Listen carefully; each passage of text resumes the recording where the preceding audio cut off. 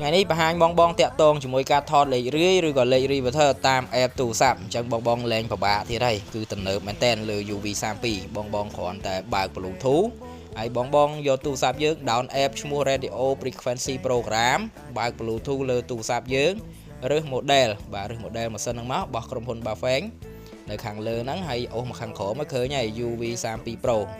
បន្ទាប់ទៀតយើង connect Bluetooth មកអូខេយើងឃើញ load ឈ្មោះចុច connect វាមកវា load થઈហើយ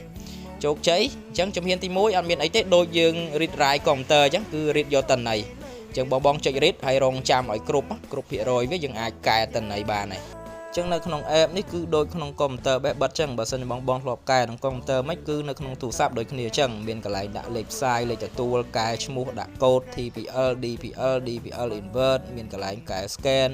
power low high មានកន្លែងដាក់ PTT ID យើងចង់បិទចង់បើកអីមកក្នុង app ហ្នឹងគឺមានទាំងអស់ហើយពិសេសទៀតនៅក្នុងនេះយើងអាចកែរហូតដល់100 channel អញ្ចឹងបងស្រឡាញ់ channel មួយណាកែក្នុង channel មួយហ្នឹងទៅបញ្ជាក់ទៀតបងអាចមើលវីដេអូរហូតដល់ចប់ណាពេលដែលយើងកែហើយតម្រូវឲ្យយើង save សិនបើសិនបងអត់បាន save ទេគឺតន័យហ្នឹងយើងអាចរាយចូលក្នុង icon បានទេ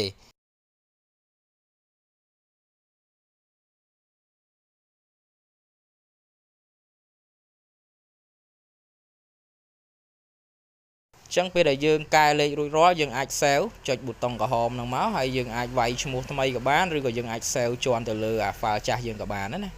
បន្ទាប់មកបងយក home select profile ហើយយើងរើស file ដែលយើង save មិញហ្នឹងហើយចុចពាក្យ write នឹងមួយទៅតន័យវា load ចូលក្នុង icon មករងចាំបន្តិចទៅ